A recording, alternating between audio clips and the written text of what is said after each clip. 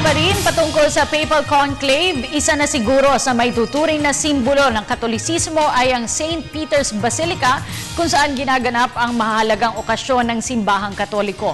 At ngayong isinasagawa na ang pagpili sa bagong Santo Papa, muli na namang nakatuon ang buong mundo dito. Ngunit ano ang kasaysayang pinagdaanan nito?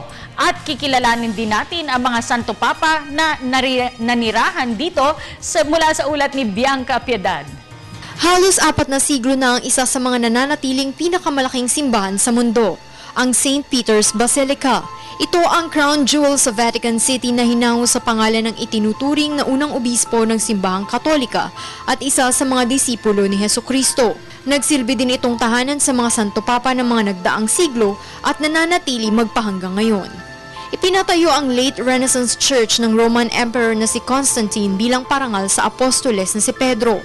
Ayon sa kwento, taong 64 AD nang halos masunog ang buong Roma dahil sa ng emperador na si Nero na palawakin ang kanyang kaharian. Ngunit isinisi ito sa lider ng papausbong noon na Kristyanismo, ang apostoles na si Pedro. At dahil noong mga panahong iyon ay itinuturing na traidor ang sinumang sumapi sa Kristyanismo, ipinadakip at ipinapatay sa harap ng lahat ang mga Kristiyano, maging si Pedro sa pamamagitan ng pagpako sa krus.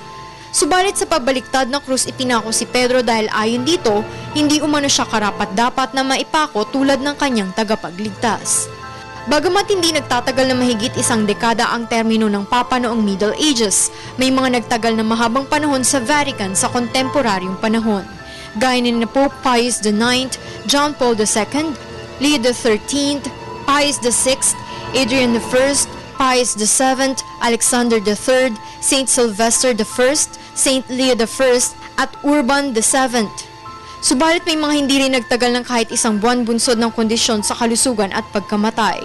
Ito'y sina Pope Urban VII, VI, Celestine IV, Theodore II, Cincinius, Marcellus II, Damasus II, Pius III, Leo XI, Benedict V, at John Paul I. At ang pinakamaigsi sa lahat ay si Stephen na namatay dahil sa stroke 3 araw matapos siyang mahalal na Santo Papa.